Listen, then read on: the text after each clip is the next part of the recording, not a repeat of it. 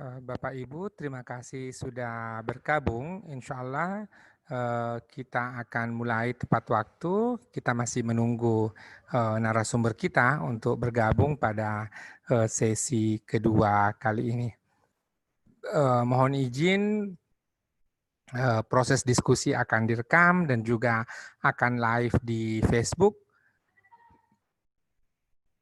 Tadi di sesi pertama kita sudah memulai dengan mendiskusikan ya sekaitan dengan apa namanya bagaimana melakukan literatur systematic review ya, lalu kemudian kita sudah melakukan langkah-langkahnya ya, seperti membuat pertanyaan, lalu kemudian merumuskan pertanyaan itu ya, apakah general atau sudah spesifik.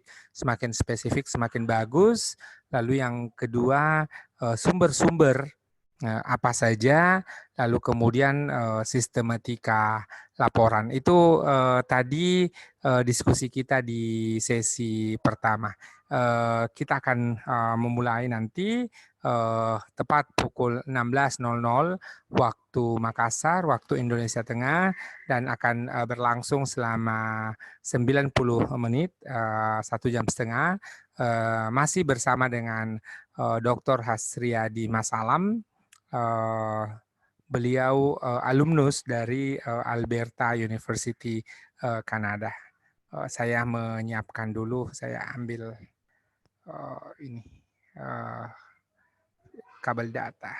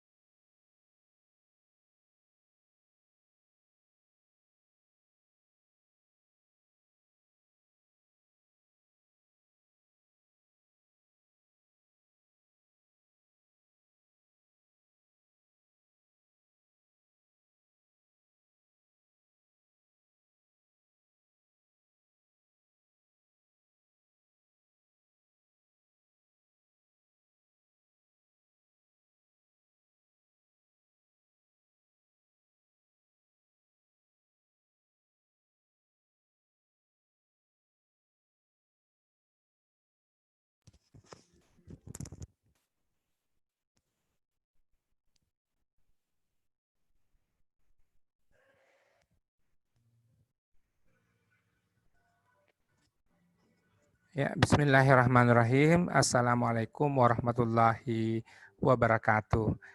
Bapak Ibu, terima kasih telah bergabung kembali pada sesi kedua kita pada hari ini. Kita sebutnya dengan kuliah metode penelitian.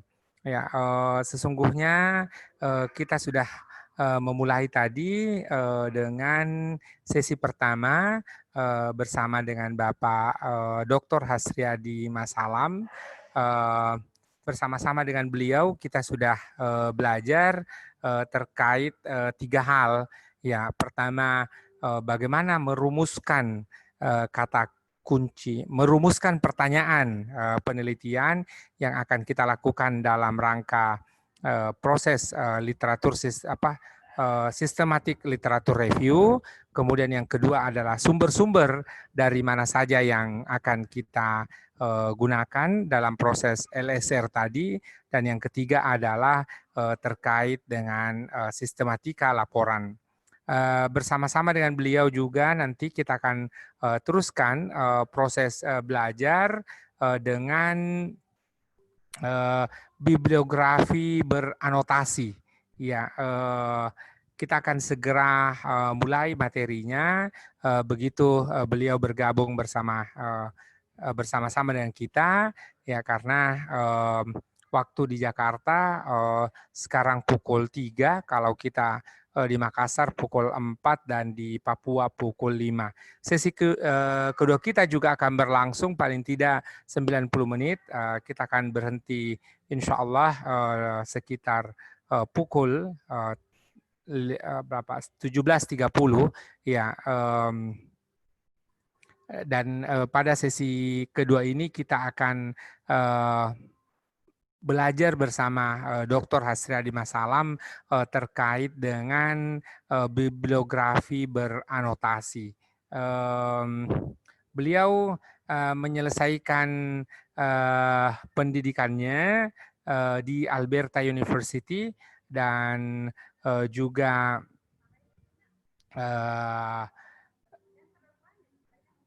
menulis dalam kaitan dengan Kajang. Itulah kemudian saya berkomunikasi dengan beliau terkait dengan bagaimana membuat paling tidak bibliografi terkait dengan Kajang.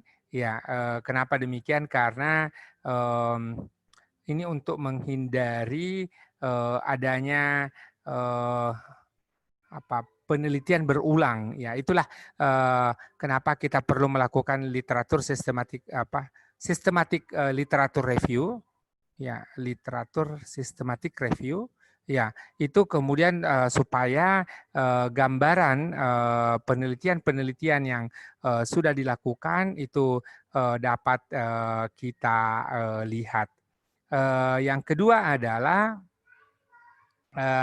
dengan kita melakukan literatur sistematik review, maka di situ juga paling tidak membantu kita untuk menemukan apa yang kita sebut dengan state of the art. Ya, tadi di diskusi sesi pertama kita mendiskusikan bahwa jikalau kita melihat bagaimana Newton ya merumuskan teori gravitasi, memang Newton itu duduk di bawah pohon apel, tetapi sesungguhnya kejatuhan buah apel itu hanyalah merupakan trigger saja, karena sesungguhnya Newton sendiri sudah membaca banyak buku, banyak literatur terkait dengan itu. Kalau sekarang kita menyebutnya dengan jurnal. Ya, oleh karenanya adalah untuk mendapatkan sebuah kesimpulan terkait dengan novelty, terkait dengan state of the art, ataupun terkait dengan kebaruan penelitian kita, maka kita harus sejak awal memperkuat di literatur systematic review. Tadi Pak Hasriadi Masalam, Bapak Dr. Hasriadi Masalam juga sudah mengemukakan bahwa ada istilah yang digunakan dalam LSR adalah berdiri di atas bahu raksasa. paling tidak pesan tentang berdiri di atas bahu raksasa itu adalah terkait dengan pertama, kita harus melihat secara luas. Ya, jadi dengan berdiri di atas bahu raksasa itu, kemudian kita bisa berdiri lebih tinggi, melihat secara luas sehingga kita mengetahui kekuatan ataupun apa yang menjadi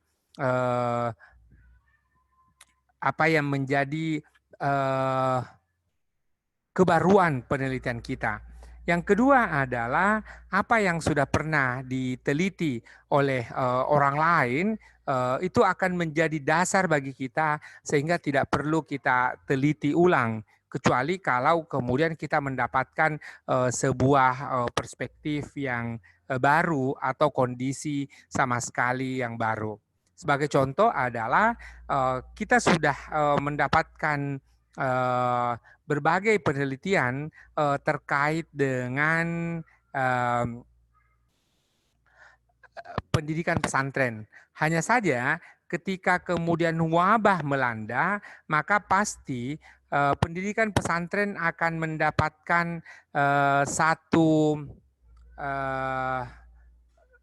suasana pendidikan pesantren akan berada di dalam kondisi tertentu di mana kemudian berbeda sama sekali kondisinya dengan kondisi di mana sebelum pandemi. Oleh karena itu tentu akan sangat relevan jikalau kemudian kita menulis kembali terkait dengan pendidikan pesantren dan kaitannya dengan pandemi itu sendiri. Yang kedua adalah boleh jadi adalah sudah diteliti oleh orang lain, sudah diteliti oleh berbagai sarjana, namun kemudian pada kesempatan berikutnya kita menggunakan analisis yang baru, perspektif yang baru, atau analisis ataupun perspektif tambahan yang digunakan berbeda sama sekali dengan apa yang telah ada sebelumnya. Disitulah menjadi nilai baru sebuah penelitian. Diskusi pada sesi yang pertama juga mengemukakan bahwa sebuah literatur harus kemudian kita usahakan untuk dipilih ya bukan saja berdasarkan temanya, tetapi sangat memungkinkan jikalau ada kriteria yang lain. Kriteria yang lain diantaranya adalah seperti umpamanya sumber referensi itu sendiri. Jadi jikalau kita dapatkan akan sangat bagus kalau sumber-sumber yang primer. Sumber-sumber yang primer ini seperti kemudian jurnal, laporan penelitian, skripsi, tesis maupun disertasi. Tetapi jikalau itu terkait dengan referensi, maka kita hindari untuk kita menggunakan media sosial. Kenapa? Karena tempatnya referensi itu ada di dua hal. Yang pertama adalah di dua bagian. Bagian yang pertama adalah di bagian pendahuluan, di bagian yang kedua adalah berada di diskusi. Baik bagian pendahuluan maupun bagian diskusi ini akan menggunakan rujukan-rujukan dalam rangka memperkuat argumentasi kita. Hanya saja Bapak Ibu sekalian, tantangan yang kita dapatkan jikalau itu kita mencari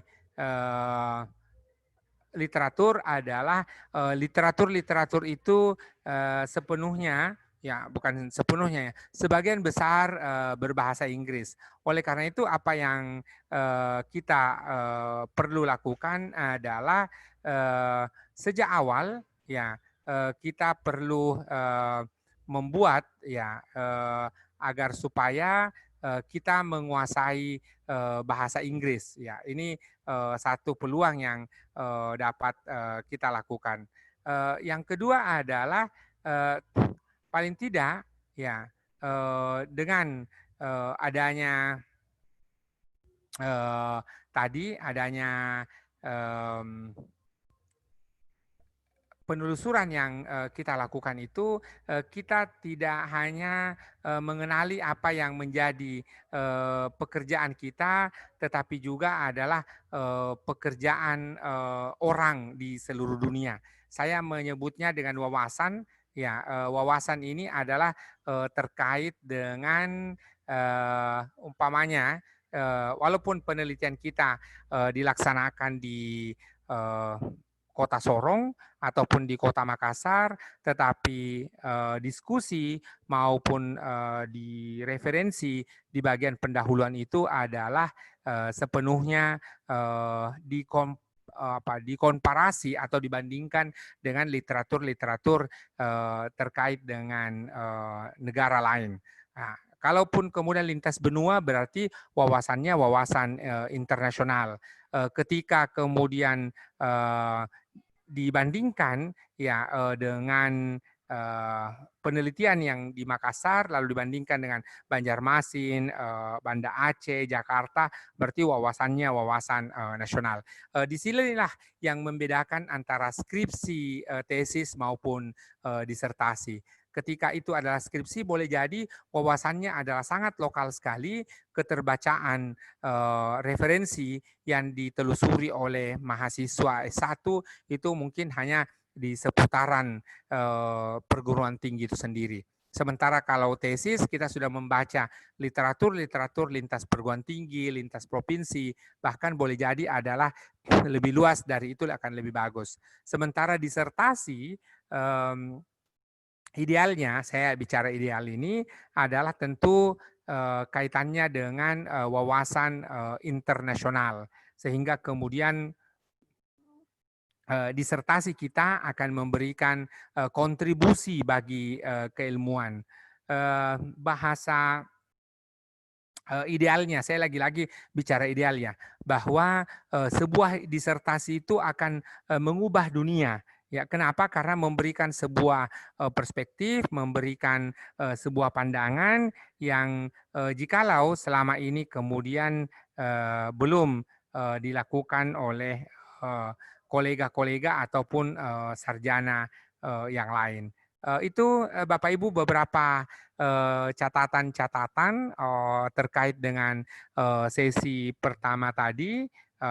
Kita masih juga menunggu narasumber kita, Bapak Dr. Hasriadi Masalam, untuk bergabung. Saya akan coba chat ke WA beliau. Mudah-mudahan beliau bisa bergabung, ya, karena kadang-kadang ketika kita menggunakan Zoom ini koneksi internet ya biasanya akan menjadi gangguan teknis tersendiri. Saya chat beliau.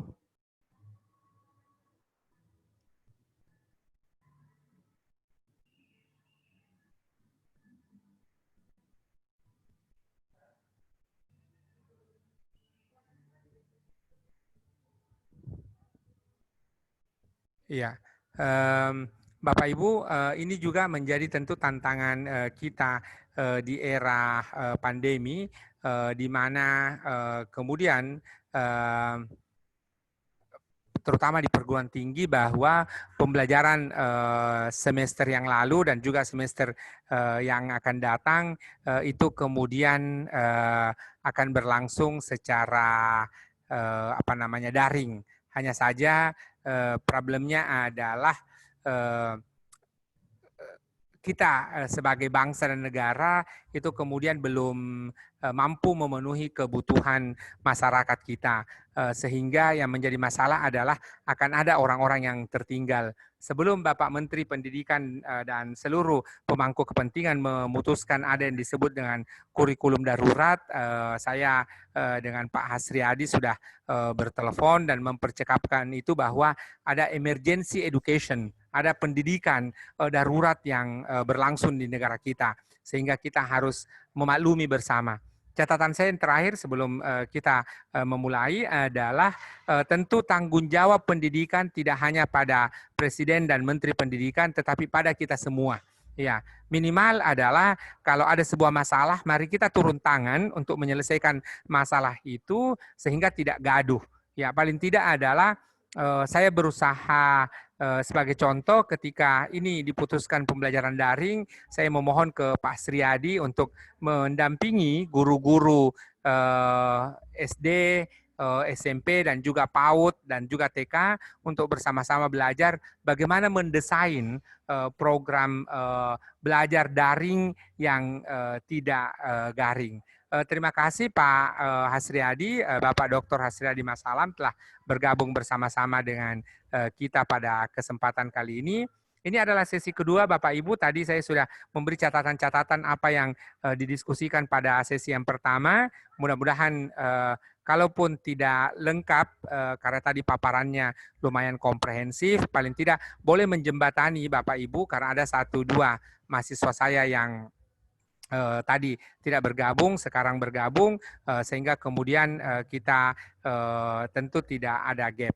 Yang kedua adalah kita akan mendiskusikan juga pada sesi kedua ini adalah tentang bibliografi beranotasi. Ya, silakan Pak Hasriyadi, saya juga sudah buat jadi co-host sehingga bisa share screen. Silakan.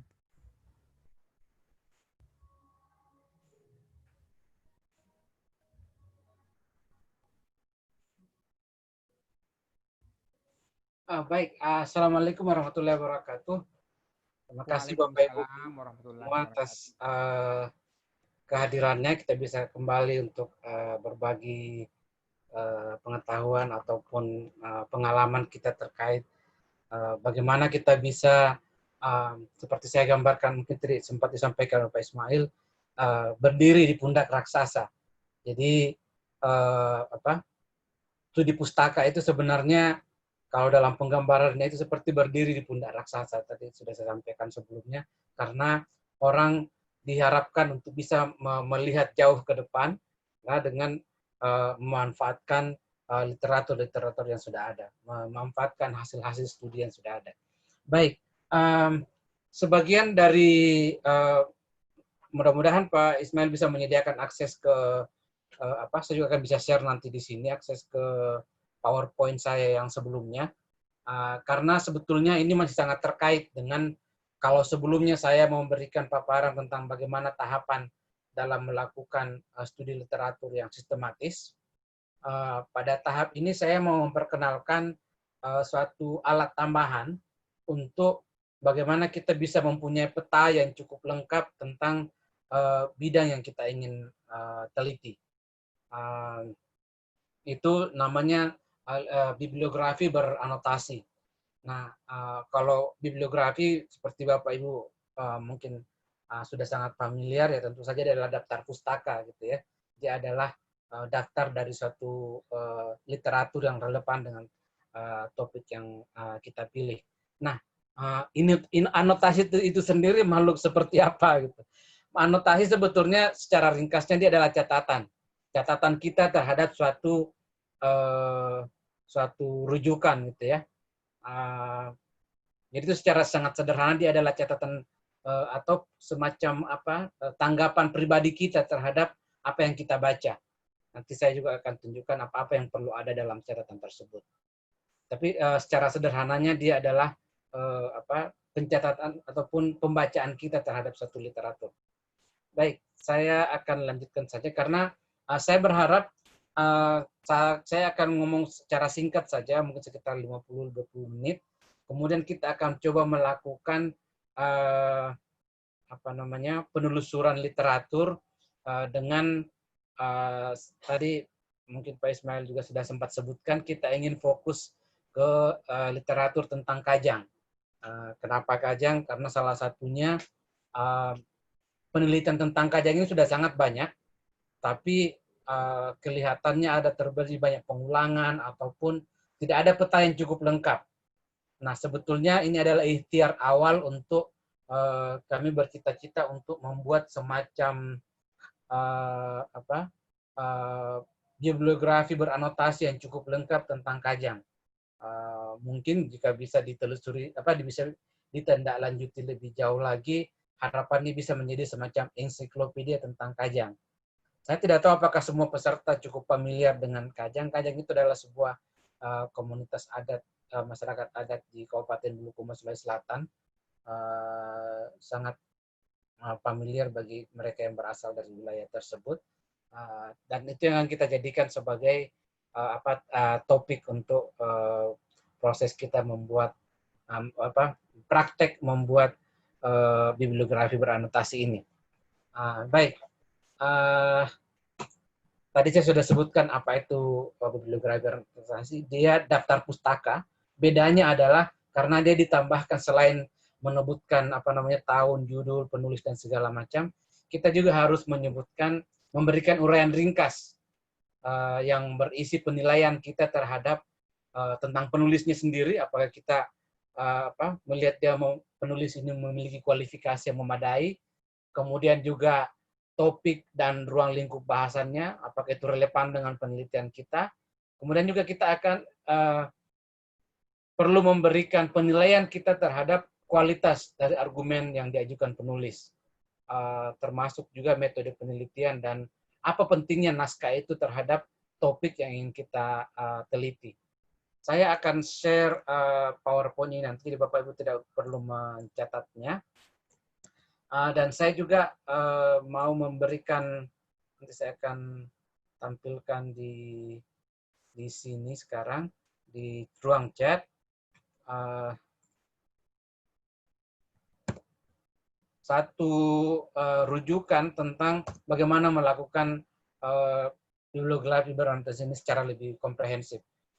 Di ruang chat sudah ada saya tampilkan, silahkan di-download tautan untuk panduan melakukan bibliografi beranotasi. Ini setahu saya ini salah satu buku yang terlengkap beberapa tahun terakhir, karena sayangnya tradisi melakukan bibliografi beranotasi ini nyaris hilang di universitas kita. Setahu saya sekarang ini tinggal beberapa universitas yang masih mempunyai mata kuliah tentang ini, karena sebetulnya ini adalah skill akademik yang harus dimiliki oleh mulai dari tingkat S1. Tapi sepertinya semakin sedikit universitas yang menawarkan ini sebagai satu mata kuliah khusus. Karena sebetulnya ini penting sekali untuk belajar memiliki peta.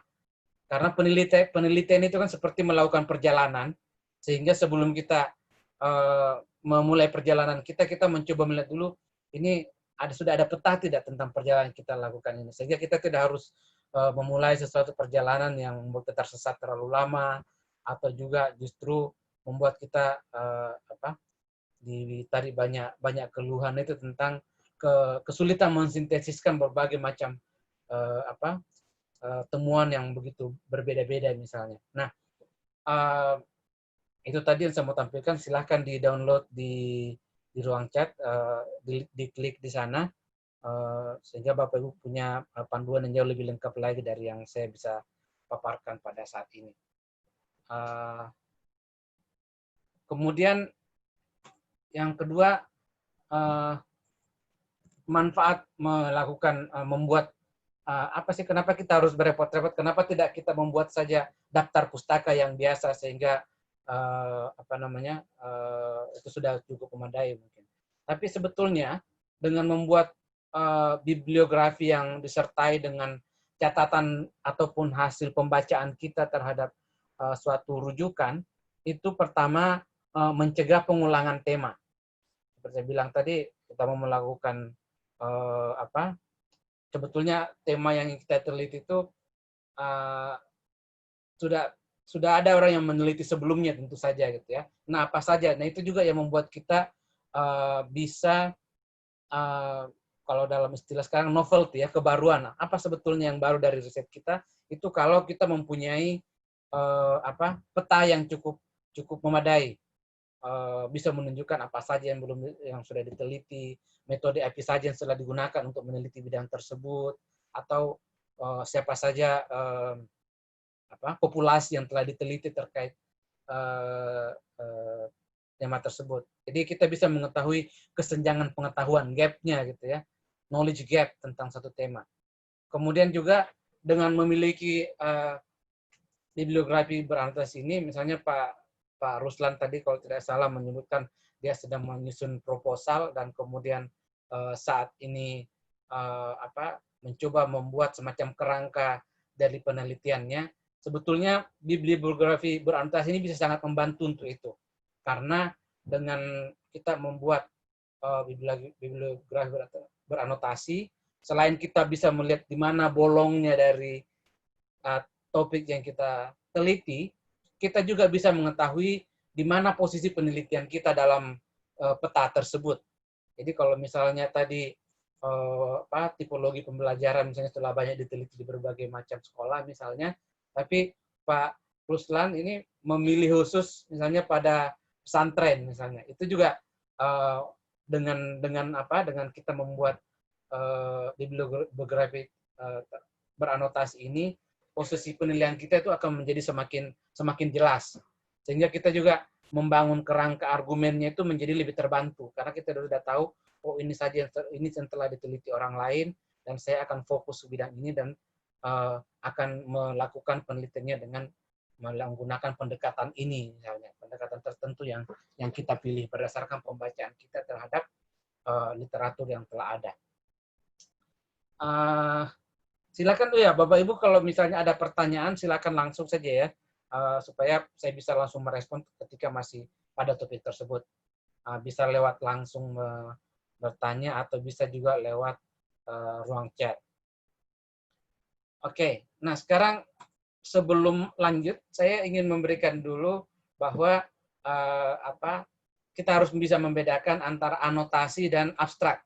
Ya, abstrak tentu saja itu ringkasan deskriptif yang biasa kita temukan di jurnal begitu ya, ataupun di tulisan-tulisan ilmiahan lain. Tapi yang membedakan dengan anotasi adalah karena dia harus membuat gambaran kita sendiri dan juga kritik kita terhadap tulisan tersebut. Jadi kita akan membahas sudut pandang dari penulis, terus juga apakah kita merasa bahwa kesimpulan yang diberikan itu cukup jelas, dan bahkan kita bisa juga memuat tentang otoritas penulis. Otoritas di sini apakah kita menganggap penulis cukup punya kapasitas ataupun cukup punya otoritas dalam memberikan kesimpulan ataupun melakukan penelitian tersebut. Jadi itu yang membedakannya gitu ya. Kalau abstrak lebih dari sudut pandang penulisnya sendiri dia memberikan ringkasannya. Nah, anotasi adalah pandangan kita terhadap apa yang dituliskan oleh penulis. Jadi secara singkat tadi saya bilang dia adalah catatan kita. Nah, kenapa juga ini sangat berguna? Karena kita dari awal sudah berdialog dengan teks yang kita sedang hadapi, sehingga kita juga terus memiliki kesadaran tentang di mana posisi kita dalam penelitian ini. Jadi kita seperti saya gambarkan, kita seperti berada dalam sebuah peta dan kita terus punya cara untuk memeriksa di mana saya sekarang. Karena yang paling banyak terjadi ketika melakukan studi pustaka, kita merasa seperti tenggelam dalam lautan pustaka yang begitu banyak dan kita kesulitan melihat bagaimana polanya sebetulnya dari suatu tema tersebut. Nah, prosesnya sendiri secara sederhananya gitu ya, sama seperti yang saya gambarkan di sesi sebelumnya, bagaimana melakukan penelusuran. Yang penting sekali adalah selalu mencatat. Kita selalu harus mencatat kata kunci apa yang kita gunakan, bahkan waktunya, dan juga termasuk di mana kita mencarinya. apakah misalnya di ProQuest ataupun database yang paling relevan dengan topik yang kita teliti, atau mungkin juga secara umum misalnya Google Scholar ataupun sumber-sumber lain yang bisa kita jadikan sebagai rujukan. Jadi yang paling pertama adalah kita harus membuat dulu, kita harus mencatat, melakukan penelusuran dan melakukan setiap tahapan yang kita lakukan dalam penelusuran. Jadi sebisa mungkin, bukan sebisa mungkin sebetulnya, harus dibuat semacam jurnal. Jurnal dalam artian agenda kita dalam melakukan penelusuran. Misalnya dalam minggu ini kita melakukan apa, kalau misalnya dilakukan tiap hari, maka lebih baik lagi jika agenda ataupun jurnal proses penelusuran tersebut dicatat tiap hari. Misalnya hari ini kita melakukan penelusuran dengan menggunakan kata kunci ini, dan yang muncul adalah tulisan-tulisan ini.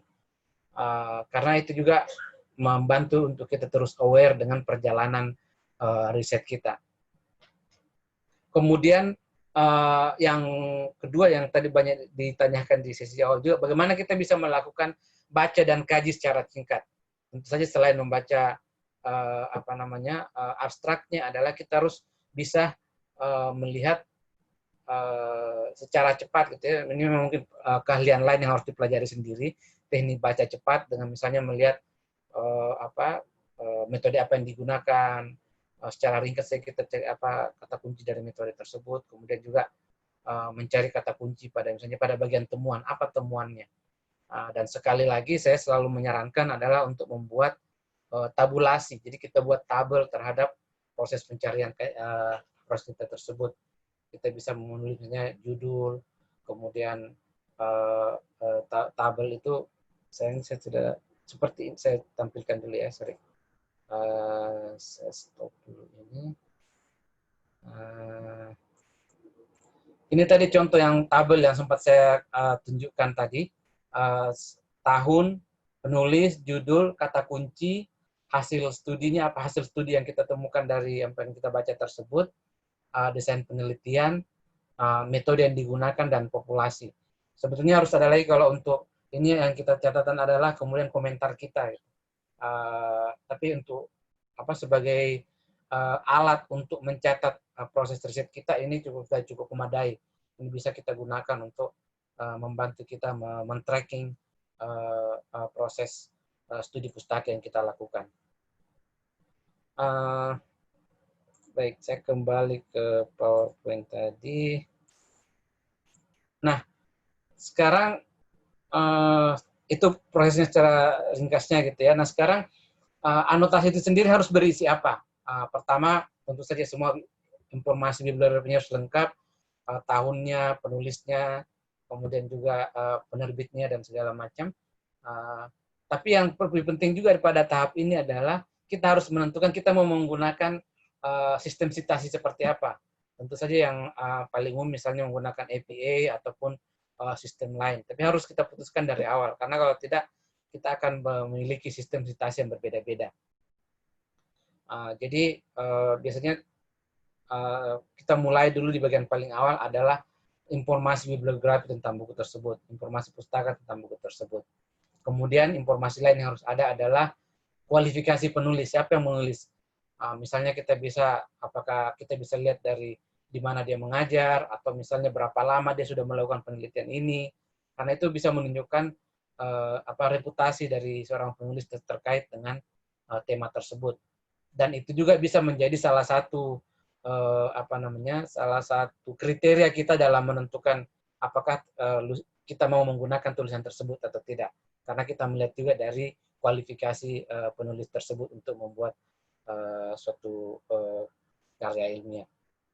Kemudian yang informasi lain yang harus ada dalam sebuah anotasi adalah ruang lingkup dan juga apa tujuan yang ingin dicapai penulis. Ini bisa kita dapatkan dari abstrak biasanya gitu ya.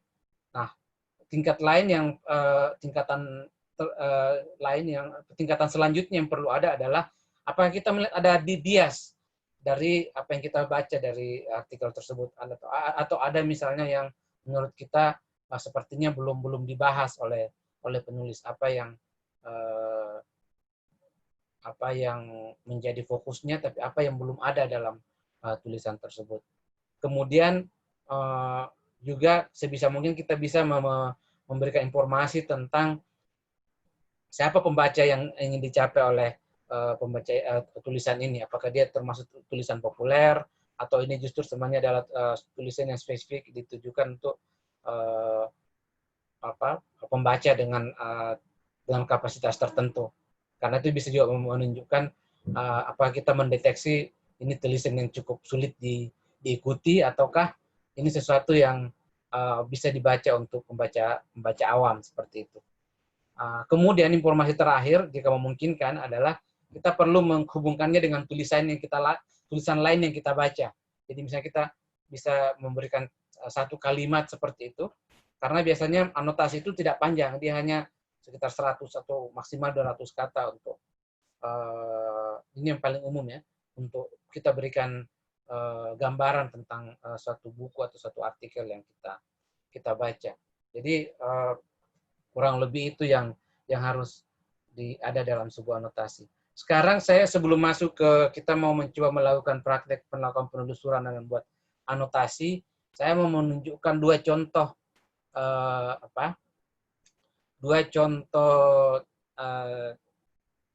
buku berisi anotasi, bibliografi beranotasi. Yang pertama adalah buku ini. Nanti juga saya akan share linknya. Ini salah satu contoh. Bapak Ibu juga bisa mencoba Google, dan saya rasa ada banyak sekali tentang buku ataupun hasil karya yang berasal dari bibliografi beranotasi. Buku ini kebetulan tentang kalau terkait dengan desain saya, terkait dengan kasus-kasus perampasan tanah yang banyak terjadi di Indonesia, dan buku ini berupaya melihat bagaimana peta ataupun perdebatan terkait isu ini tidak hanya di Indonesia tapi juga secara internasional. Buku lain yang saya mau coba tunjukkan juga ini adalah ini terkait mungkin juga dengan yang kita mau lakukan sebentar untuk bibliografi tentang Kajang. Ini menurut saya salah satu karya yang cukup bagus juga untuk menjadi standar bibliografi beranotasi tentang Minangkabau. Karena buku ini disusun salah satunya karena setelah ada banyak sekali karya-karya tentang Minangkabau tersebar, tapi tidak ada satu yang memberikan semacam peta apa saja yang telah dikaji tentang Minangkabau sebagai satu etnisitas ataupun juga sebagai bidang-bidang kajian yang lain. Saya akan share sekarang link untuk kedua buku ini supaya Bapak Ibu bisa mendownloadnya.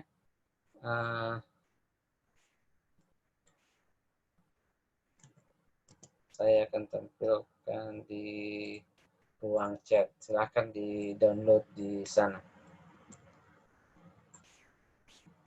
Ya, tautannya sudah ada di ruang chat. Saya mau kembalikan ke Pak Ismail nanti untuk pertanyaan sebelum saya memberikan penugasan untuk kita mencoba membuat bibliografinya sendiri, atau kita cuma melakukan penelusuran seperti itu. Silakan Pak Ismail. Ya, terima kasih Pak Hasriyadi. Alhamdulillah Bapak Ibu, itu tadi pengantar Pak Hasriyadi terkait dengan bibliografi beranotasi.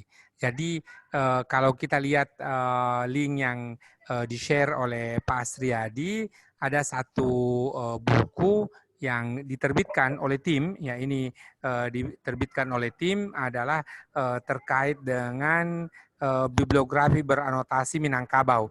Dan di situ kita lihat adalah ini akan mempermudah siapa saja yang meneliti Minangkabau, karena di situ juga bukan sebuah ulasan yang detail atau bahkan ulasan yang menyeluruh, hanya memberikan komentar-komentar terkait dengan setiap bibliografi yang ada. Yang kedua adalah bagaimana ketika Bapak Ibu pengantar terkait dengan bibliografi beranotasi, ada buku yang juga sudah di-share oleh Pak Sriadi, ditulis oleh dua orang, Nur Fauzi Rahman dan Ahmad Nasi Lutfi, yaitu adalah sebelum meneliti susunlah bibliografi beranotasi dan kajian pustaka.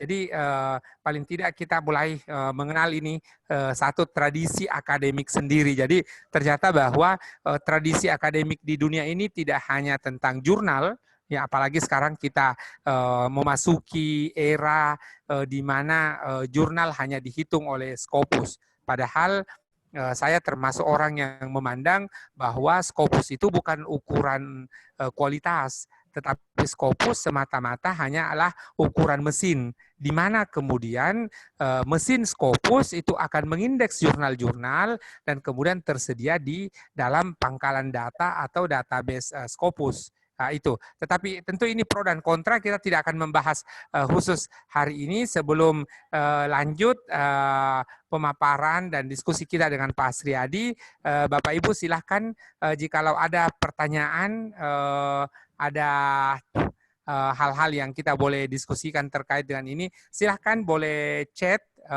boleh juga mengaktifkan mikrofonnya. Saya sudah setup, Bapak Ibu boleh mengaktifkan sendiri mikrofon Bapak Ibu, dan di Zoom grup chat juga sudah ada PowerPoint yang tadi, yaitu berdiri di pundak raksasa. Bapak Ibu boleh download sekarang. Nanti juga saya akan simpan di dalam Google Drive dan akan saya share ke Bapak Ibu sekalian. Silakan. Terutama ada beberapa mahasiswa kita dari IAIN Sorong yang turut bergabung, ada Pak Lestari dan sebagainya. Ya, Pak Sriadi, ini ada pertanyaan dari Pak Husni Mubarak dari Gontor, Ponorogo. Bagaimana membuat buku bibliografi beranotasi dengan subtema agama, dan apakah ada letak perbedaannya? Itu pertanyaan dari Pak Husni Mubarak. Silakan Pak Sriadi. Oke, pertama bibliografi beranotasi pertama tentu saja mungkin tadi ini ya, apa namanya, tidak terlewat di bagian awal. Yang kita harus punya adalah pertanyaan penelitian sendiri. Jadi kita harus punya apa namanya, topik yang spesifik. Misalnya kalau disebut subtema agama itu sangat luas tentu saja. Mungkin kita perlu apakah praktik tertentu atau misalnya kelompok tertentu dalam agama ini sendiri. Jadi semakin spesifik akan semakin membuat proses penelusuran kita menjadi lebih terarah, dan juga membuat bibliografi beranotasi yang kita buat itu menjadi peta yang lebih bermanfaat. Ingat, yang kita mau buat ini adalah peta. Kita mau mencoba membuat untuk paling tidak untuk diri kita sendiri dulu, kita memahami peta tentang satu topik itu seperti apa. Itu yang bisa saya berikan. Jadi pertama tadi kalau pertanyaan bagaimana, yang pertama harus ada adalah pertanyaannya penelitian, apa yang mau diteliti. Subtema agama itu maksudnya apanya dari agama tersebut. Semakin spesifik kita menentukan itu, akan semakin membantu kita dalam melakukan penelusuran. Karena kita jadi mudah menentukan kata kunci. Ini nanti yang kita mau coba lakukan, bagaimana melakukan penelusuran dan apa kesulitan-kesulitan yang kita hadapi ketika kita mencoba menetapkan kata kunci. Perbedaannya saya kurang tangkap sebenarnya perbedaannya dengan apa ini. Tapi saya akan maju dulu sebelum masuk ke yang selanjutnya. Saya mau coba jawab yang kedua. Cara membedakan literatur untuk skripsi dengan tesis. Saya kira lebih ke skopnya gitu ya. Apa sih tingkat kedalamannya. Tentu saja kalau untuk skripsi tidak diharapkan seperti membuat peta. Peta itu kan ada peta yang sangat detail, ada peta yang hanya secara umum saja. Seperti peta bumi misalnya tentang Indonesia, mungkin ada peta buta begitu sudah memadai. Tapi kalau mau peta untuk tingkatan tesis misalnya diharapkan lebih detail lagi, bisa memberikan informasi yang lebih banyak. Saya kira di situ perbedaan secara utamanya. Jadi tingkat kedalaman abstraksi ataupun keterkaitan antar satu tema yang kita coba sampaikan dalam peta yang kita mau sampaikan tersebut. Begitu respon saya sementara, Pak Ismail. Kalau nanti ada pertanyaan, silahkan. Iya, jadi Pak Husni Mubarak sejak awal ketika kita mau membuat bibliografi beranotasi, semakin detail pertanyaan kita akan semakin bagus supaya ketika Pak Husni Mubarak membuat peta contoh, mau membuat tentang peta pendidikan Islam, pasti sangat besar petanya. Tapi kalau Ya, kemudian dispesifikkan pendidikan Islam menggunakan madrasah umpamanya, atau pendidikan Islam pesantren, pendidikan Islam pesantren modern. Berarti semakin spesifik itu, semakin kita ya, menemukan spesifikasinya. Itu yang betul. pertama. Lalu kemudian ini Pak Sradi dari Ibu Laila Mutmainnah.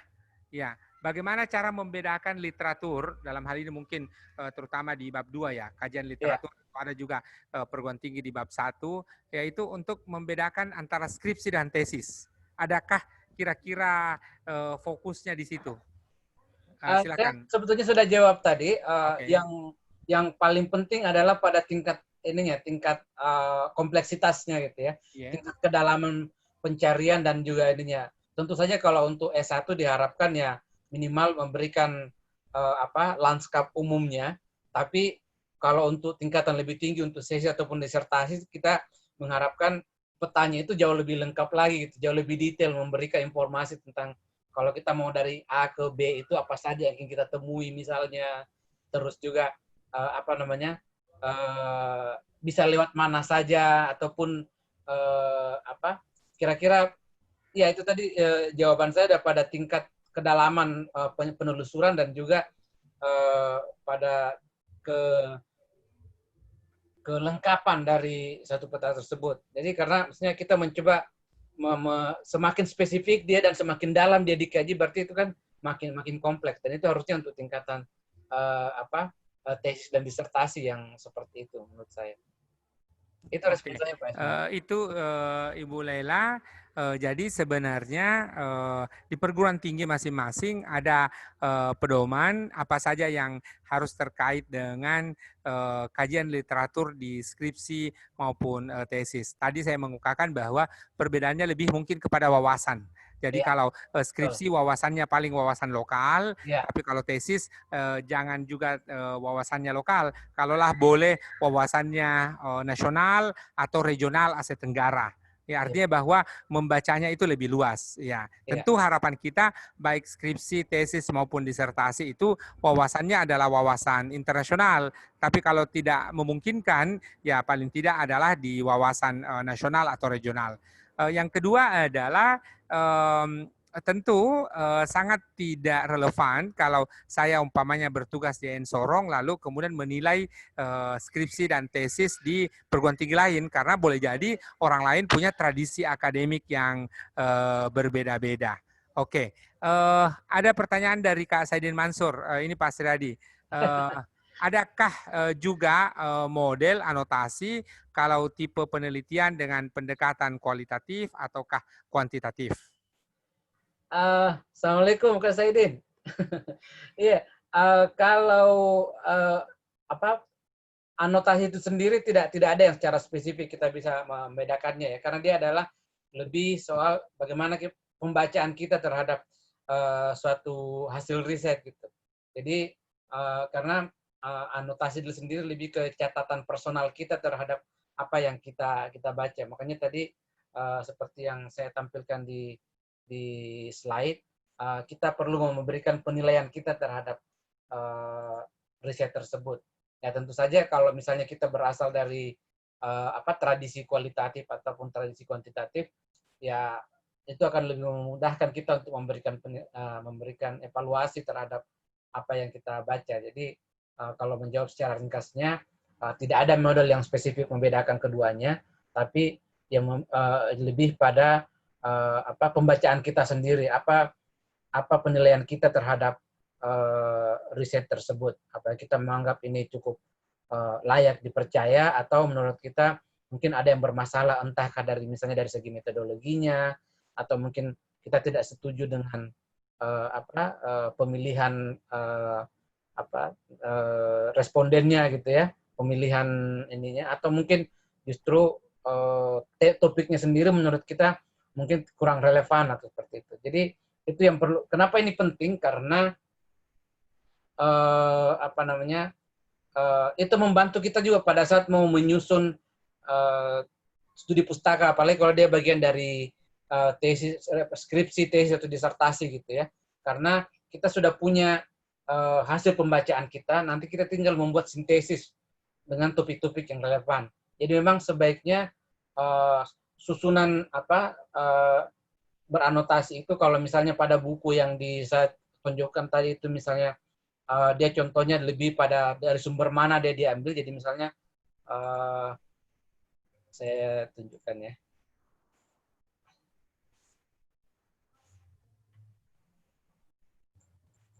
Sorry. Di daftar isinya, ya kalau terlihat di sini di daftar isinya, dia menyusunnya berdasarkan dari koleksi mana penulisan tersebut bisa diperoleh.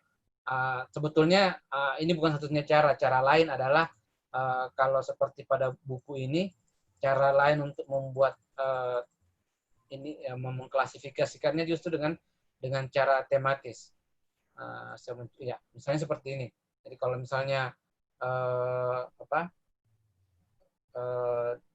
hasilnya itu bisa dikelompokkan berdasarkan misalnya mulai dari tren, kemudian bagaimana prosesnya sendiri, kemudian siapa aktor-aktornya, kemudian bagaimana proses perampasan tanah, apa dampaknya seperti itu. Jadi ini menunjukkan ada satu alur. Nah, ketika kita nanti mau memasukkannya ke dalam tesis atau disertasi kita bisa membahasnya berdasarkan tematis seperti ini. Tentu saja cara lain, misalnya secara kronologis gitu ya. Jadi misalnya kita membahasnya bahwa pada tahun sekian sampai sekian kecenderungan penelitiannya misalnya tentang seperti ini. Jadi tentu tergantung dari apa yang kita mau kembali lagi apa pertanyaan penelitian kita. Karena studi pustaka ini kan sebenarnya untuk menunjukkan di mana posisi kita dalam state of the art, dalam kebaruan tentang penelitian ini. Sekali lagi saya ulang juga yang saya sebutkan sebelumnya, dengan melakukan ini juga kita terbantu untuk menemukan novelty atau kebaruan dari riset yang sedang kita lakukan.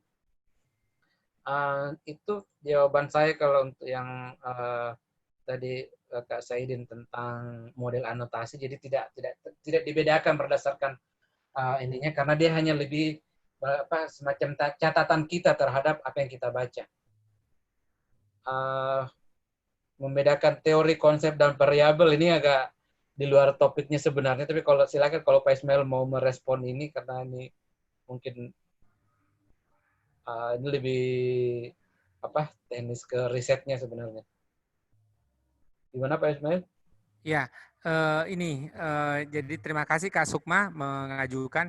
Jadi sebenarnya saya kira sangat rigid ya, hampir kadang-kadang kita susah membedakan mana yang disebut teori, konsep, dan variabel, tetapi tergantung pada penempatannya. Ketika kita jadikan sebagai bagian dari struktur penelitian, maka kita sebut sebagai variabel. Ya, ketika kemudian dibuat sebagai dalam wawasan, maka itu adalah konsep. Tetapi kalau kaitan dengan ilmu sosial, kita pro dan kontra terkait yang mana disebut teori, mana yang disebut dengan temuan. Karena kalau ketikan berikutnya dari Kak Sukma adalah misalnya masalah yang diangkat dalam suatu penelitian kesetaraan gender, boleh jadi gender itu adalah konsep dan bahkan boleh jadi kita tarik menjadi sebuah teori tergantung konteksnya. Ya, apalagi kalau kemudian kita mau membuat peta pemikirannya, tadi saya sudah kemukakan ada namanya website Knowledge Open ya, Maps, itu kita tinggal mengetikkan kata kunci dan kita akan menemukan bagaimana peta pemikiran atau peta riset-riset terkait dengan itu. Tetapi diskusi kita saat ini yang lakukan adalah bagaimana membuat bibliografi beranotasi tidak hanya dari satu sumber, tetapi kemudian memungkinkan. Adapun tipe-tipe bibliografi beranotasi boleh jadi kalau tadi yang Minangkabau itu didasarkan pada koleksi-koleksi perpustakaan, jadi diurut berdasarkan itu, maka kemudian ada tipe yang lain seperti tadi terkait dengan tanah, itu kemudian topik-topiknya. Jadi sederhananya sebenarnya adalah sehari yang lalu kita berdiskusi dengan Prof. Mulyadi, apa yang terjadi adalah boleh jadi catatan-catatan yang kita tuliskan sebagai bahan untuk pengayaan disertasi itu terbit tersendiri yang bukan merupakan bagian dari disertasi. Ya. Kira-kira bibliografi beranotasi itu juga kurang lebih begini. Jadi saya kemudian dengan Pak Sriadi lagi menggagas tim kecil terkait dengan penelitian Kajang. Tapi sebelum kita meneliti tentang Kajang itu sendiri aspek mana, kami ingin mengumpulkan dulu secara umum apa Ya. saja topik-topik tentang Kajang. Karena khawatir kalau tidak dibuatkan ini orang akan mengulang-ulang cerita dan Betul. itu tidak akan memberi kontribusi sama sekali bagi kemajuan ilmu pengetahuan. Dan Ya. cenderung satu hal otokritik bagi diri saya sendiri adalah kita jangan meneliti sebuah objek, menjadikan mereka sebagai objek, padahal mereka adalah subjek penelitian, lalu kemudian kita tidak pernah menyampaikan manuskrip kita ke sana. Sebagai Ya. contoh, saya meneliti Kajang, lalu kemudian terbitan saya bawa ke Eropa, saya bawa kemana-mana, tapi justru kemudian tidak pernah sampai di Kajang. Nah, Ya. itu bahagian dari dosa besar itu. Ya, Ya. secara etika apapun, entah Muslim ataupun agama-agama lain itu dosa besar dan itu tempatnya di neraka aspala safilin itu. Ya, karena mendapatkan pengetahuan, meraih gelar sarjana atau bahkan doktor dari sebuah subjek penelitian, tapi orang yang diteliti itu sendiri tidak pernah mendapatkan informasi itu. Jadi sederhananya, kalaupun kita tidak mencetak satu set disertasi dan mengirim ke Kajang umpamanya sebagai contoh, maka paling tidak kita buat open access sehingga siapapun boleh membaca dan melakukannya. Itu terkait dengan respon saya, Kak Sukma. Terima kasih sudah bergabung dan semua Bapak Ibu ada presensi di kolom Zoom grup chat dan juga ada satu tautan grup. Jikalau Bapak Ibu berkenan, saya membuat grup belajar meneliti dan menulis. Kita boleh belajar bersama-sama. Sebenarnya saya menodong Pak Hasriadi ini di tengah-tengah libur bersama keluarganya hanya dalam rangka karena saya ingin turut belajar karena beliau baru saja presentasi tentang literatur systematic review di Universitas Brawijaya dan saya ketika membaca itu justru waduh ini namanya PowerPoint Bapak Ibu poin ya. Jangan membuat PowerPoint seperti PowerWord ya. Jadi kalau kita tidak mendengarkan penjelasannya Pak Sriadi, kita pasti bingung apa yang dimaksud ini. Jadi itu yang kenapa saya mengundang secara khusus. Silakan mungkin Pak Sriadi kita lanjut terkait dengan bibliografi beranotasi tadi. Ya, silakan kalau ada pertanyaan lain. Kalau yang terkait dengan Bu Sukma tadi itu sebetulnya kalau pertanyaannya bagaimana membuat pemeta pemikirannya, ya itu tadi tahapannya. Kita mulai dari ini Ibu sudah punya temanya, sudah punya pertanyaan penelitiannya. Kemudian tentu saja selanjutnya kita adalah melakukan penelusuran literatur. Kita menentukan kata kunci terhadap apa yang kita cari tersebut. Kemudian dari hasil penelusuran tersebut kita tahapan selanjutnya yang harus kita ingin lakukan adalah membuat bibliografi beranotasi ini. Jadi ini sebenarnya cara kita untuk punya gambaran tentang bagaimana lanskap dari tema tersebut. Misalnya apa saja yang telah diteliti tentang kesetaraan gender. Mungkin kita bisa lihat secara umum mungkin Indonesia dulu sebelum bicara spesifik tentang Luwu. Karena misalnya kemudian kalau kita mau lihat lain mungkin kita juga bisa lihat tentang masalah pembagian warisan. Itu juga tema lain yang bisa kita telusuri cari ininya dan kemudian kita lihat kita buat pemetaannya tentang dalam literatur seperti apa. Jadi secara ringkasnya kali lagi saya ingin bahwa ini adalah peta untuk kita melanjutkan perjalanan selanjutnya. Jadi kita mulai di mana sebetulnya kita berada dalam state of the art ataupun peta perdebatan tentang apa yang kita ingin teliti. Sehingga kita bisa dengan percaya diri bilang ini kontribusi saya terhadap perdebatan ini. Karena kalau kita tidak punya peta, kita sebenarnya kita membuat argumen atau membuat klaim yang tidak punya dasar. Kita bilang bahwa riset saya itu penting karena belum ada yang teliti. Padahal kita belum punya petanya. Apakah betul belum ada yang teliti misalnya? Atau justru kita ingin melihat bahwa misalnya perdebatan tentang kesejahteraan gender dan segala macam ini mungkin kita perlu lebih spesifik lagi. Bagian mana dari hal tersebut yang kita lihat dari perdebatan tentang kesetaraan gender di masyarakat tradisional misalnya, ataupun misalnya dalam kaitannya dengan pembagian warisan, ada tidak hal spesifik lain yang kita temukan justru belum diteliti misalnya. Nah, itu semua bisa kita dapatkan kalau kita punya peta ini, kita punya bibliografi beranotasi ini, karena kita sambil melakukan penelusuran, kita juga terus-terus kita bisa membuat ini sebenarnya semacam catatan kita gitu ya. Masalahnya kadang-kadang adalah kita melakukan penelusuran tapi tidak berdialog dengan topik kita. Kita tidak sehingga kita kebingungan sendiri kadang-kadang karena kita tidak secara bersengaja terus-terus mencatat apa sih dialog kita terhadap tema ini. Nah, sebetulnya bibliografi beranotasi ini adalah dialog kita. Jadi catatan kita terhadap apa yang kita baca. Misalnya, oh ternyata sudah pernah ada yang meneliti tentang ini, tapi hanya fokus pada bidang ini. Kemudian kaitannya, misalnya ada yang menggunakan teori lain dalam meneliti ini, misalnya. Jadi itu beberapa hal yang membuat kita menjadi lebih terus-terus aware dengan peta roadmap ya, peta jalan dari penelitian kita. Kita bisa menjadi lebih memutuskan kalau misalnya saya hanya punya energi sebanyak ini, berarti saya hanya akan fokus pada ini saja. Itu semua itu kemanfaat dari bibliografi beranotasi. Begitu Pak Ismail. Kalau ada respon lain, komentar lain. Silakan Bapak Ibu, jikalau ada pertanyaan. Ya, ini Pak Asradi, ada kolega saya, beliau lagi menempuh pendidikan di Universitas Negeri Makassar. Beliau kajiannya sosiologi dan salah satu ketertarikannya adalah terkait dengan Kajang. Ibu Andi Ahriani, beliau penerima beasiswa 5.000 doktor di Kementerian Agama, juga bergabung saat ini. Jadi saya kira tidak saja mungkin terkait dengan Kajang saja, tetapi paling tidak bahwa bibliografi beranotasi ini adalah satu hal yang tenggelam atau mungkin asing ya bagi kita, karena 10 tahun terakhir ini kita hanya mengenal satu tradisi keilmuan, yaitu artikel jurnal dan bahkan mengenal merek Scopus saja. Itu yang kemudian, padahal ya tetap kita gunakan itu, namun tidak boleh itu menjadi satu-satunya, karena kan justru pertumbuhan jurnal di Indonesia itu kita bisa lihat dari ISSN, hampir tiap hari diterbitkan ISSN baru, dan juga selalu saja di situ juga masalah bangsa kita adalah ada orang-orang yang memanfaatkan keterbukaan informasi. Jadi di ISSN PDI LIPI itu setiap ISSN terbit ada nama, ada email, bahkan ada yang mencantumkan nomor telepon, handphone.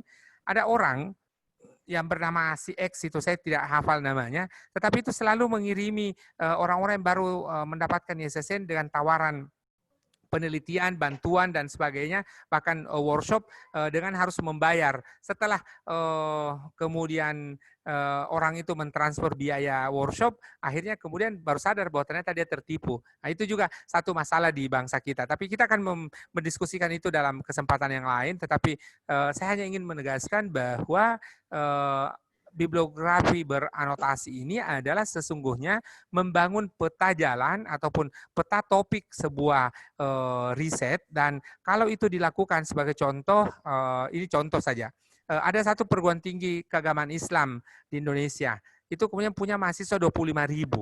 Lalu kalau 25.000-nya ini menulis skripsi, tesis, disertasi, dan menyertakan bibliografi beranotasi, pasti kaya sekali negara kita ini. Berarti akan ada 25.000 itu. Atau itu terlalu tinggi kalau jumlah itu. Atau pada saat setiap wisuda itu kan ada sekitar 1.000 orang.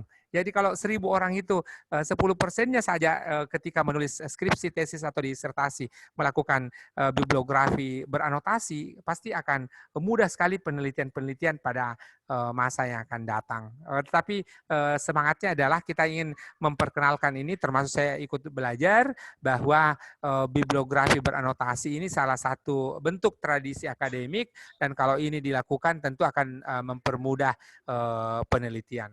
Ya, mungkin kita lanjut terkait dengan tadi bibliografi beranotasi dalam topik-topik Kajang. Kita masih punya waktu kurang lebih 20 menit, Pak Seradi. Silakan. Oke, baik. Saya sebenarnya hanya ingin mencoba memperkenalkan WordCat ini, Word Catalog, saya mau pertampilkan dulu. Saya akan minta Bapak Ibu kalau misalnya ada yang untuk kita coba-coba melakukan penelusuran terkait kajian untuk lima topik ini. Saya akan tampilkan di ini. Ini hanya untuk kita berlatih melakukan penelusuran dan kemudian nanti saya akan mencoba minta satu artikel untuk kita buatkan anotasinya gitu ya. Jadi nanti Bapak Ibu sudah lihat temanya, tolong pilih satu tema untuk Bapak Ibu cari tentang Kajang. Jadi misalnya Kajang terkait bahasa, Kajang terkait sejarah, terkait pendidikan, terkait politik, dan terkait pertanian gitu ya. Dan saya akan minta, kenapa saya minta spesifik menggunakan saya akan tampilkan dulu di layar ini. Saya akan secara spesifik minta Bapak Ibu untuk menggunakan platform ini, Word Catalog atau WordCat. Ini sudah tampil sekarang di layar.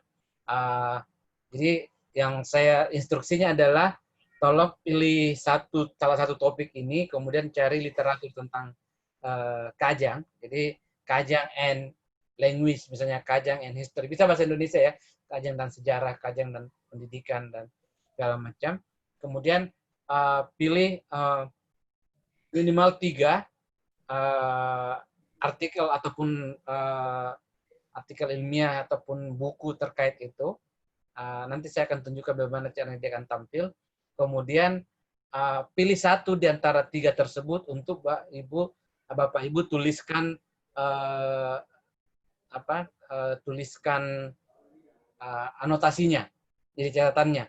Jadi pertama, jadi misalnya sekarang saya tunjukkan saja ya, bulukum Kajang dan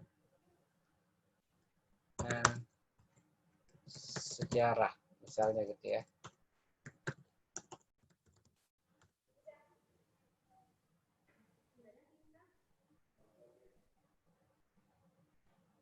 Nah, jadi misalnya tadi ternyata terkait juga dengan Melayu, tadi banyak sekali yang masuk karena ini memang Kajang itu sendiri dia juga ada di Malaysia. Jadi ini mungkin secara kata kunci ini kurang tepat.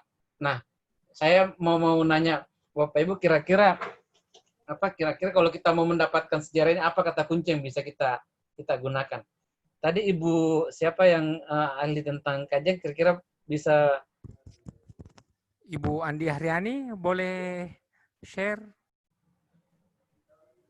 Ya kita ini sekarang kita mau praktik melakukan penelusuran. Jadi saya kasih contoh saja, misalnya Kajang saja saya kasih contoh ya. Kata Kajang saja yang tampilkan, kemudian saya ingin tahu yang terkait dengan bahasa misalnya. Ada 883 ternyata tentang itu, berarti tidak cukup spesifik karena juga ada yang kayak bahasa Korea dan segala macam gitu. Tapi mungkin saya pilih yang terkait dengan saya kembali lagi Kajang terkait dengan bahasa, atau mungkin dari bahasanya. Saya mau yang pakai bahasa Indonesia.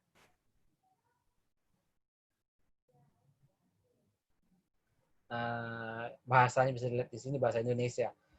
Ada seperti ini misalnya tampilannya, kemudian ini. Nah, saya minta Bapak Ibu milih, mungkin harus artikel ya, karena kalau buku agak sulit diakses sekarang. Jadi tolong pilih satu artikel yang bisa diakses dan bisa dicari di Google Scholar. Di Google Scholar, Bapak pilih, atau bisa juga langsung cari di Google Scholar ini. Kenapa tadi saya ini? Karena kalau di sini bisa bisa dispesifikkan temanya gitu. Jadi misalnya kalau Bapak Ibu sudah punya kata kunci, silakan cari di sini, kemudian pilih satu artikel, kemudian yang selanjutnya yang saya minta dilakukan adalah memilih membuat bibliografi beranotasi dari artikel yang Bapak Ibu pilih tersebut. Seperti saya mau tampilkan sekarang apa isi dari yang harus ada dalam satu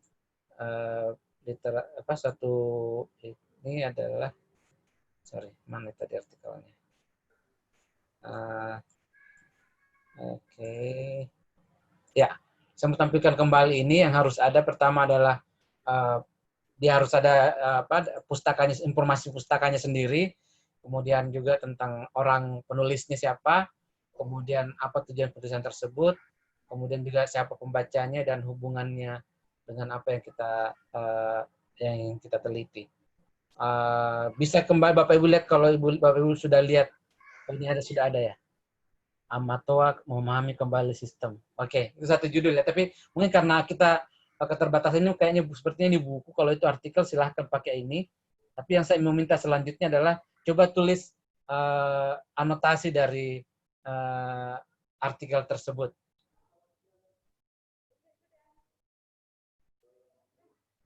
Bisa juga dilihat di contohnya, contoh anotasi kalau yang seperti pada buku Minangkabau tadi seperti ini ya. Artikel ini, jadi dia pertama harus ada informasi ininya. Sebaiknya sebenarnya sudah, kalau ini agak berbeda, kalau yang saya sarankan adalah sudah ditentukan misalnya akan menggunakan sistem apakah menggunakan APA atau MPA ataupun sistem sitasi lainnya. Kemudian setelah itu Bapak Ibu membuat semacam ringkasan tentang apa isi artikel tersebut, dan juga ini juga yang tidak ada di sini adalah siapa penulisnya. Saya bisa kasih contoh di sini, kalau pada buku yang lain sebenarnya lebih lengkap yang ini.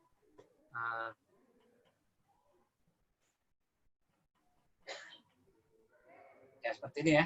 Jadi dia sediakan informasi citasinya sendiri dengan halamannya lengkap. Kemudian ada diberikan kata kunci juga. Ini juga menurut saya ini sangat penting. Sebisa mungkin kalau jurnal biasanya sudah ada kata kunci, itu bisa di-copy karena ini akan membantu kita melihat keterkaitannya dengan tulisan yang lain. Tulisan lain yang kira-kira punya kata kunci yang sama, nanti pada saat kita mau buat sintesanya bisa kita kumpulkan seperti itu untuk kita ini kan. Misalnya di sini juga tidak ada informasi penulisnya.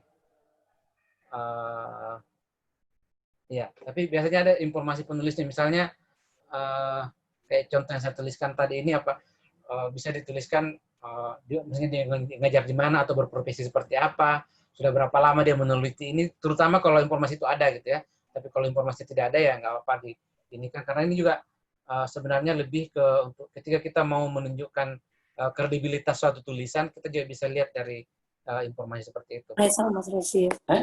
Kira-kira cukup jelas ininya apa yang saya minta dilakukan. Jadi pilih satu artikel, kemudian bikinkan anotasinya. Contoh atau anotasi tadi itu ada beberapa ya. Ada beberapa model anotasi. Ini tadi yang menurut saya hilang dari anotasi ini adalah informasi tentang penulisnya. Kemudian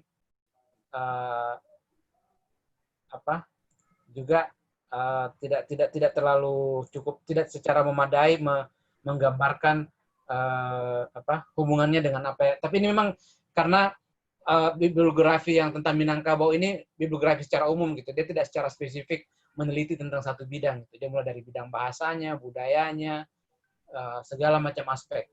Nah, sementara kalau pada yang satu ini lebih tematis, makanya dia lebih melihat keterkaitannya dengan tulisan dengan tema yang sama. Begitu Pak Ismail, kira-kira ada. Ini sebenarnya kalau kita mau exercise ya, tapi kalau misalnya kita mau diskusikan saja pengalaman seperti apa juga boleh. Iya, terima kasih. Saya kira saya langsung exercise ini Pak Seradi, saya langsung gunakan, ini contoh Bapak Ibu, saya langsung gunakan boleh, bisa di-share mungkin Pak Ismail, bisa di-share contohnya. Ya, saya share screen. Sebentar. Sebenarnya harusnya ada waktu untuk membaca ya. Memang kita tidak bisa membuat citasi ini hanya dengan tapi saya hanya ingin menunjukkan komponen apa yang harus ada dalam satu anotasi gitu. Iya. Sebagai contoh saya masuk ke WordCat ini, Ya, Lalu saya memilih kajang langsung hutan. ya. Tapi dari sini mungkin ternyata kalau kita menggunakan kata kajang, ada kajang di Malaysia, Malaysia betul. sehingga kemudian saya mungkin pada kesempatan berikutnya akan langsung lebih kepada Ammatoa. Tapi kan tidak semua Betul. juga peneliti menggunakan kata Ammatoa. Betul. Jadi mungkin akan dibuat berdasarkan Ya, kata kunci. ya. Ketika saya Betul, Pak. menggunakan kata kajang hutan, Ya. tadi ini ada 22 Mhm. artikel, buku dan sebagainya yang muncul.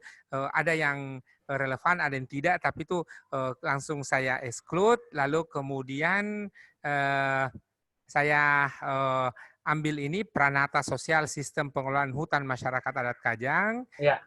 Lalu Itu kemudian ada coba Pak analisis. Ismail, maaf, Ya, mohon maaf. Itu tolong bisa untuk mengcopy ininya apa citasinya. Coba ya. lihat di site export. Coba klik site export di atas Oh di ya, oke. Site export ya. ya, sehingga kita bisa langsung mau pakai apa. Saya sarankan pakai APA itu yang paling umum ya. Oke, oke, oke. Thank you, thank you. Terima kasih. Kita langsung exercise ini. Bapak Ya, Ibu bisa lihat. Jadi saya klik site export langsung muncul di sini. Berarti kita tinggal copy paste. ya, Oke. Hanya saja ini buku terbit tahun 2008 sehingga tidak ada teksnya. Yang ada teksnya adalah artikel yang ketiga yang saya ambil, ya, analisis stakeholders dalam pengembangan ekowisata di hutan adat Ammatoa Kajang Sulawesi Selatan. ya, Ini yang ada. ya, Ini betul. kemudian saya harus tuliskan baru saya kemukakan Ya, bahwa betul.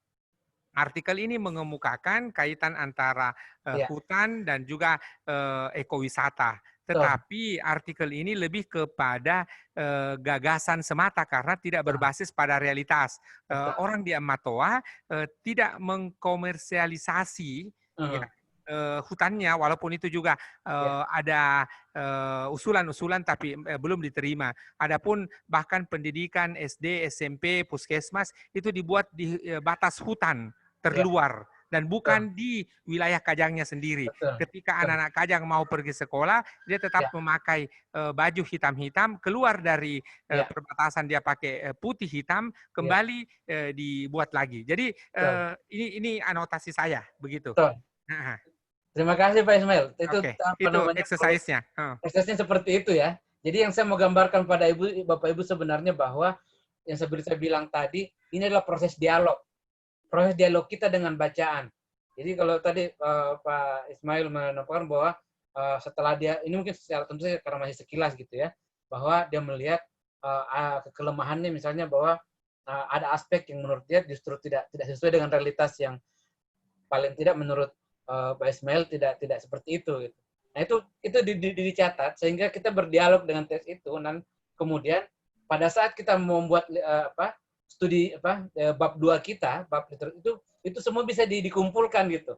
Bisa ini karena kita sudah tidak lagi menggunakan kalimatnya kalimatnya penulis gitu ya, tapi yang hilang sebetulnya tadi dari yang Pak Ismail sampaikan adalah memang ada informasi lebih rinci pertama tentang isi tulisan itu dulu pertama sebelum kita mungkin beberapa kalimat begitu karena biasanya setiap buku itu hanya sekitar 100 sampai 200 kata gitu ya. Jadi paling tidak 100 kata pertama itu berisi tentang buku itu, berisi tentang metodenya, berisi tentang apa kesimpulan akhirnya, berisi tentang populasi siapa yang diteliti itu segala macam gitu ya.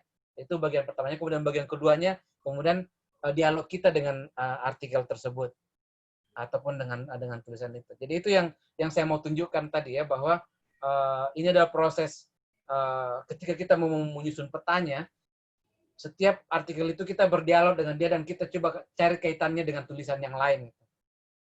Nah, makanya juga penting untuk kita punya kemampuan menyeleksi artikel. Kalau Pak sebelumnya tadi di Pak Ismail lebih melihat pada keterkaitannya dengan tulisan.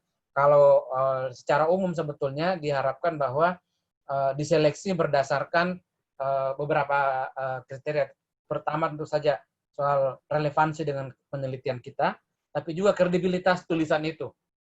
Kredibilitasnya itu bisa dilihat dari berapa hal, di mana dia terbit, siapa yang terbitkan, secara umum misalnya penerbit universitas dianggap lebih punya kredibilitas lebih tinggi daripada penerbit lain misalnya. Tapi kalau misalnya kita bicara penerbit Gramedia, tentu saja akan beda dengan penerbit lain yang belum terkenal itu. Itu cara lain melihat kredibilitas gitu ya.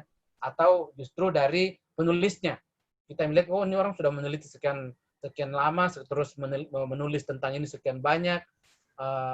Itu juga cara lain untuk memilih kredibilitas. Itu juga bisa menjadi kriteria kita untuk menentukan apakah kita akan memilih artikel ataupun tulisan tersebut atau tidak. Karena itu nanti akan menentukan kredibilitas tesis atau disertasi kita. Kalau misalnya kita banyak memasukkan karya-karya yang sebetulnya menurut standar proses ini tidak memenuhi kualifikasi, itu kemudian menurunkan kredibilitas dari tulisan kita. Karena itu menunjukkan bahwa kita tidak memahami state of the art tulisan itu. Kita tidak memahami siapa penulis kunci dari topik yang kita sedang kaji. Seperti itu, Pak Ismail, respon saya. Tapi terima kasih sekali tadi karena sudah menunjukkan bagaimana prosesnya. Dan mudah-mudahan Bapak Ibu lain punya gambaran yang lebih kira-kira kalau mau melakukannya nanti seperti apa gitu. Ya, terima kasih Pak Hasriadi. Bapak Ibu, kita masih punya waktu kurang lebih 7 menit jikalau masih ada yang relevan. Terima kasih Kak Suhufi memantau dari Facebook dan juga beberapa kolega dari perguruan tinggi keagamaan, ada yang dari UIN Raden Fatah Palembang dan sebagainya.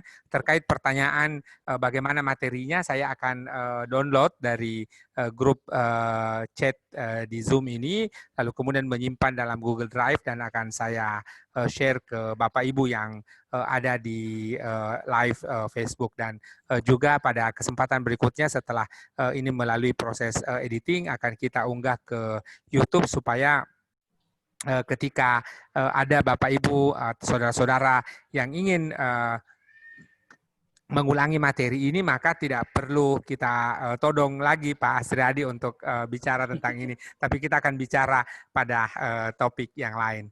Silakan jikalau masih ada, tapi paling tidak ada Kak Sukma tadi sudah sebuah contoh yang bagus ya yang dilakukan oleh Kak Sukma.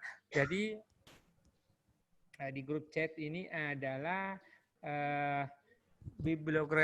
bibliografi beranotasi yang difahami oleh Kak Sukma adalah apa yang disampaikan oleh narasumber merupakan catatan penulis ataupun peneliti untuk membuat peta apa yang belum diteliti dari sekian banyak penelitian yang ada dan apa kontribusi dari penelitian tersebut. Ya, terima kasih Kak Sukma sudah memberi catatan. Kak Sukma ini Pak Hasriadi senior di IMIM, alumni IMIM Putri. Beliau sekarang bertugas di IAIN Palopo. Ya, beliau sebagaimana senior-senior yang lain, ada Kak Saidin, Mansur, ada Kak Suhupi, apa semua. Kita punya grup alumni IMIM yang berprofesi dosen ataupun guru, sehingga saya kalau ada kegiatan saya share dan bagi yang berkesempatan turut hadir bersama-sama dengan kita. Akhir bulan ini saya diminta IAIN Palopo untuk bicara tentang participator action research. Kita bisa ketemu lagi di sana. Oke, nanti Bapak Ibu ada presensi di situ, silahkan bagi yang memerlukan untuk keperluan sertifikat silahkan diisi, dan juga jikalau bersedia pada kesempatan-kesempatan berikutnya menerima notifikasi ataupun pemberitahuan melalui email maupun WA terkait dengan kegiatan-kegiatan SEAM, Southeast Asia Academic Mobility, silahkan. Agenda terdekat dari SEAM ada 2, bersama-sama dengan IAIN Kendari melaksanakan International Conference on Transdisciplinary Paradigm of Islamic Knowledge. Itu berlangsung tanggal 7 dan 8 September, kemudian tanggal 14 sampai tanggal 20 melaksanakan SEAPSIT, Southeast Asia Academic Mobility Bukan, SEAFSID Southeast Asia Academic Forum for Sustainable Development. Silahkan dicek di websitenya SEAM sehingga bisa mengikuti apa yang menjadi update kegiatan SEAM.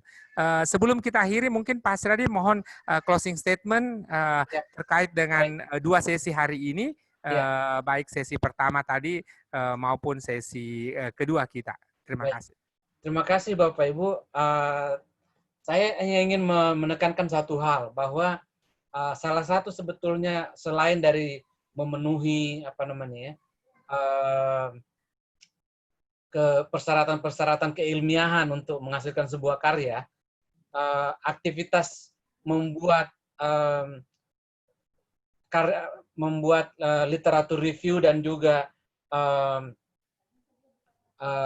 bibliografi beranotasi ini, yang terpenting adalah membuat kita lebih mampu untuk membuat apa yang disebut scholar intervention atau intervensi ke keilmuan gitu ya, karena kita menjadi lebih tahu bahwa ilmu kita itu sebenarnya selama ini apa masalahnya, itu dipakai masyarakat seperti apa, sehingga kita betul-betul melakukan sesuatu yang tidak sekedar bukan menjadi semua tulisan yang begini saja, tapi betul-betul hasil dari dialog dari apa yang terjadi di masyarakat gitu. Karena tulisan itu kemudian kita bisa melihat apakah dia diterima, apakah dia dipraktekkan, atau justru selama ini karena ada suatu apa namanya ya, anomali di universitas kita atau di perguruan tinggi, kita lebih banyak berbicara dengan sesama ilmuwan begitu, sama akademisi. Nah, dengan melakukan tradisi ini sebetulnya kita bisa keluar dari itu, karena kita bisa memeriksa perjalanan suatu gagasan. Kita bisa melihat kapan dia dibantah, apa yang menyebabkannya dibantah, apa yang membuat dia masih relevan.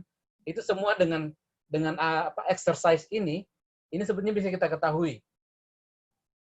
Jadi kita bisa menghasilkan satu karya ilmiah yang betul-betul kita lebih pede dalam bilang ini memang betul-betul dibutuhkan masyarakat. Gitu. Bukan hanya karena kita sekedar ingin memenuhi standar-standar keilmiahan tadi. Saya rasa itu yang saya ingin tekankan, bahwa proses ini membuat kita menjadi lebih bisa melihat keterkaitan apa yang kita tulis dengan dinamika yang kita lihat di masyarakat. Apalagi kita sebagian besar adalah peneliti di bidang ilmu sosial dan humaniora, saya kira ya. Penting sekali untuk melihat bagaimana sebetulnya nasib suatu ide, bagaimana sebetulnya perdebatan yang ketika setelah ide disampaikan, bagaimana masyarakat menerimanya, dan bagaimana kita bisa terus-terus berkontribusi untuk agar suatu kebijakan ataupun suatu praktek dalam masyarakat bisa terus-terus dikaji dengan cara yang lebih bisa kita pertanggungjawabkan. Saya kira itu dari saya, Pak Mayo. Terima kasih. Terima kasih Pak Hasriadi. Dengan berakhirnya tadi closing statement yang merupakan kesimpulan umum, walaupun tentu Bapak Ibu punya kesimpulan yang lain lagi. Terima kasih menemani kita semua belajar bersama pada kesempatan ini, Bapak Ibu, dan saya juga mengundang Pak Hasriadi, ada kelas saya di metode penelitian bersama-sama dengan Magister Manajemen di Institut Bisnis dan Keuangan Nitro di Makassar. Tentu kawan-kawan sudah mendapatkan teorinya, tinggal praktek, tetapi prakteknya supaya capaian pembelajaran kita lebih komprehensif. Nanti Ibnu dan kawan-kawan silahkan siapkan presentasi, walaupun tahap awal sekali dalam PowerPoint, itu akan disajikan dalam ICEAS, International Conference on Environmental Awareness for Sustainable Development, yang akan berlangsung secara virtual itu 28 sampai 30 Agustus. Sekali lagi terima kasih Pak Hasriadi, terima kasih kepada kita semua yang sudah bersedia hadir dan bergabung. Terima kasih Ustadz Husni Mubarak, khusus beliau ini dari Gontor. Sebenarnya Ustadz Husni, Pak Hasriadi dan saya, kita ini muridnya orang-orang Gontor, ya bukan murid langsung Gontor, karena pendirian pesantren IMIM adalah sepenuhnya salah satu diilhami adalah bagaimana tradisi pesantren di Gontor, dan direktur kita saat itu yang sekarang adalah Ketua Dewan Guru Besar UIN Alauddin Makassar, Guru Ta, Profesor Dr. Azhar Arsyad, beliau direktur pesantren saat itu dan juga menjabat sebagai wakil dekan di IAIN Alauddin. Sekali lagi terima kasih kepada semua kita yang sudah bergabung. Alhamdulillah sepanjang 2 sesi kurang lebih 3 jam kita bersama-sama. Mohon maaf atas segala kekurangan. Silahkan sebelum ditutup ada presensinya tadi untuk diisi jikalau Bapak Ibu memerlukan sertifikat. Ada Lestari, ada beberapa mahasiswa bimbingan saya tesis, ini akan membantu Anda melengkapi lagi tesisnya supaya lebih komprehensif. Mohon maaf atas segala kekurangan. Billahi taufiq wal hidayah. Wassalamualaikum warahmatullahi wabarakatuh. Waalaikumsalam warahmatullahi wabarakatuh. Terima kasih Kak Sukma sudah hadir, Kak Saidin, semuanya. Terima kasih juga. Terima kasih. Ya, makasih semua. Selamat. Waalaikumsalam. Sampai ketemu Pak. Prof Mayang sudah masuk asal.